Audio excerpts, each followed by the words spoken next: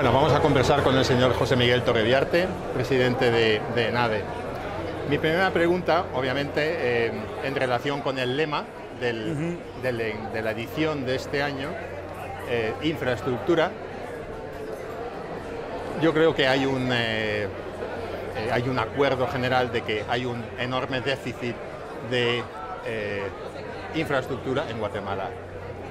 Lo que quizás no esté tan claro pues son las causas, ¿no? Le quería preguntar, una causa posiblemente sea la falta de recursos, una segunda falta sería la mala gestión de esos recursos y una tercera, pues la ausencia de un marco legal, o quizá todas ellas, ¿no? Sí, sí. De esas, ¿cuál es la más importante? Bueno, yo creo que todas tienen, porque una no pasa sin la otra, ¿verdad? Entonces, lo que hemos visto en Fundesa en los últimos 8 años es donde realmente le metimos mucho colmillo y cabeza al tema de la infraestructura, es que la infraestructura no es un tema de inversión, se requiere más inversión, pero ahorita como está el sistema, si le metes más inversión a la infraestructura no se haría nada, porque el modelo hay que cambiarlo, el modelo está realmente ya caducado, es un modelo que no funciona porque el Estado es el que planifica la obra, se la subcontrata o se la contrata al privado, pero el privado nunca asume la responsabilidad después de la obra, se la pasa al Estado de nuevo. Entonces, la obra puede verse muy bonita, pero nunca la opera, nadie la mantiene y entonces dura poco tiempo la infraestructura. Entonces, lo que estamos viendo nosotros, que para que realmente el dinero y la poca inversión que podemos, primero, es poco dinero para inversión, se podría hacer mejor y podríamos eficientar esos recursos, pero tiene que haber mucha plata en preinversión. Preinversión es que tengas tú los proyectos conceptualizados, pero que los tengas diseñados para poder licitarlos. Entonces, de esa manera evitas corrupción, tenés más certeza de cómo va a ser hecho el proyecto y cuando lo ejecutas es más fácil supervisarlo y después operarlo y mantenerlo. Entonces, dentro de ese modelo, con la poca plata que se tiene, se podría hacer algo, pero no cubre las necesidades y el déficit de infraestructura que tenemos.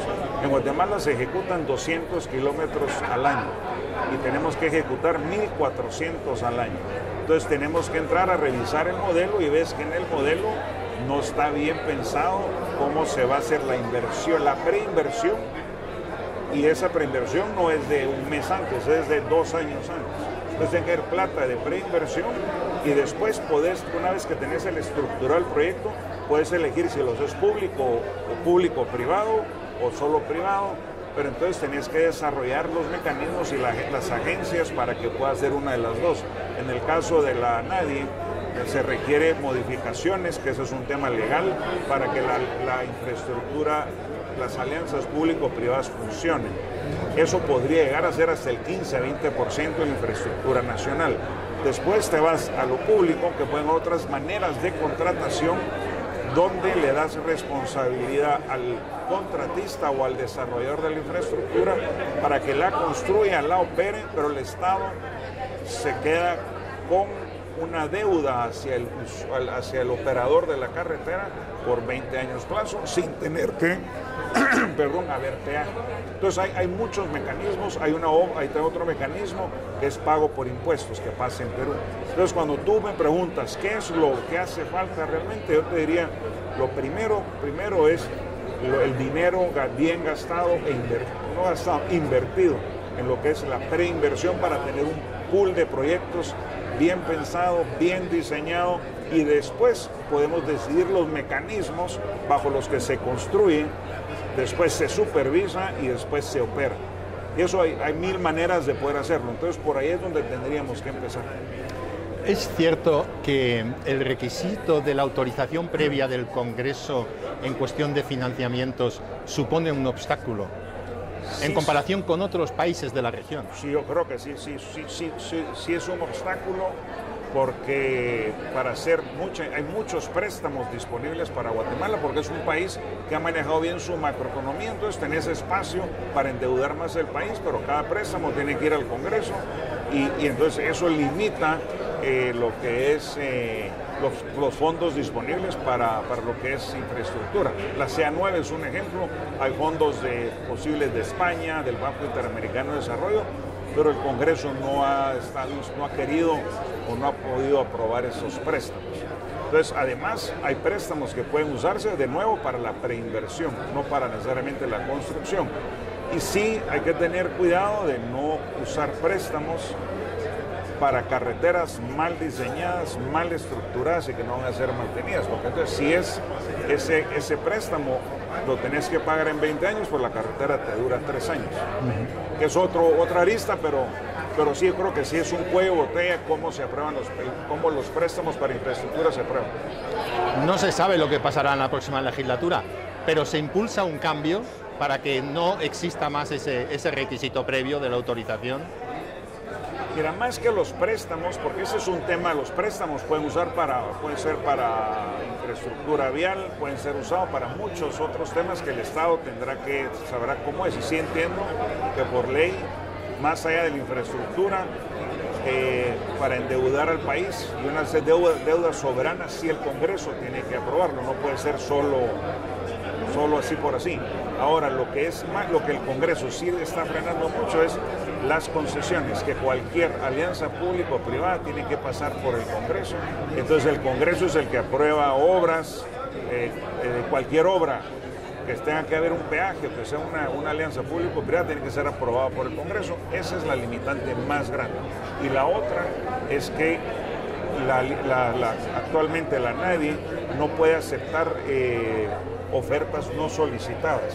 Todo tiene que ser de una planificación estatal a través del Consejo Nacional de Alianzas Público-Privadas, y ahí es donde creo que también hay un cuello de botella, porque entonces no tenés suficiente flujo de proyectos para hacer algo diferente. O no podés meter proyectos de agua, que también es una gran necesidad, o claro, proyectos de hospitales, que cuando tú vas a México, Colombia, Perú, casi en todos lados podés trabajar esos proyectos, y realmente es lo que más falta en Guatemala. Mencionaba la infraestructura vial. Tenemos la vial, tenemos la portuaria, tenemos la aeroportuaria. Entiendo que donde hay más necesidad es en la vial y donde se está invirtiendo más. ¿Cuáles son ahora mismo los proyectos emblemáticos, los más importantes a nivel nacional? Yo creo que los más emblemáticos son los corredores económicos más relevantes, que es la infraestructura vial de puerto a puerto y de frontera a frontera. La CA9 y creo que la CA2. O sea, Pacífico Caribe y de México a Salvador. Norte a sur, este a oeste.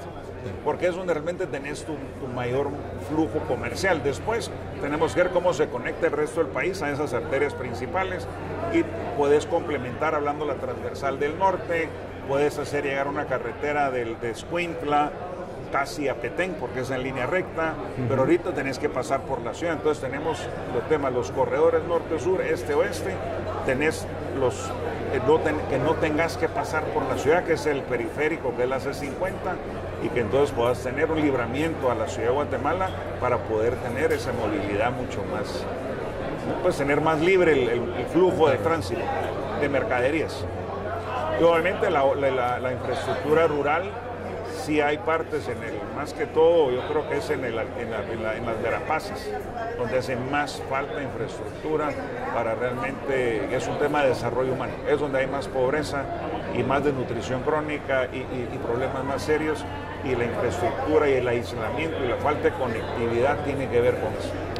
Justamente cuando habla de la pobreza, yo asistí a una de las primeras intervenciones esta tarde y me sorprendió porque el ponente decía justamente esto, ¿no? Que no solamente hace falta infraestructura para el desarrollo económico, para mejorar el comercio, la conectividad y tal, sino decía que es que básicamente es para luchar contra la pobreza. Sí.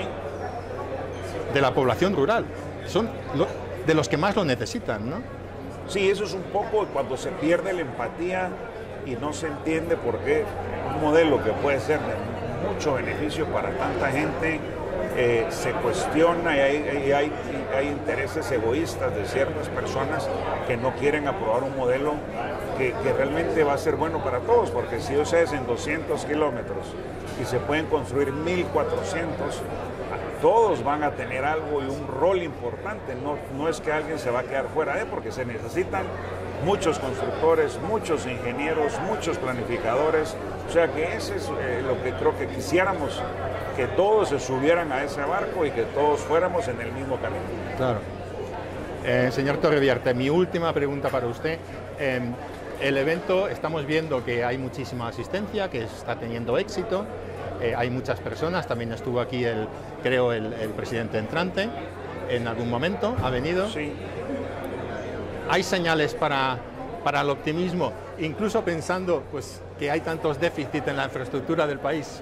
Yo quiero ser optimista, si no, no estaría en esto, porque después de 5 años de estar dándole, y sabemos que el trabajo no va a ser fácil. No podemos pretender que este evento realmente mañana todos van a estar alineados y todos quieren verlo. Pero sí creemos que es un evento que es un llamado a la acción más que una propuesta técnica o una discusión que no nos lleva a nada. Es un llamado a la acción, es un llamado a todos los sectores a que asumamos los esfuerzos en esa dirección y eso es lo que nos hace nadie. Entonces, lo que nos queda es seguir trabajando, que los medios lo sigan haciéndole más eco a los deseos de todos y que los líderes que están aquí juntamos a los liderazgos del país, tengan esa visión clara. Señor Torreviarte, muchísimas gracias por esta conversación que espero que tengamos ocasión de profundizar en un futuro próximo. Encantado. Muchas gracias. Gracias.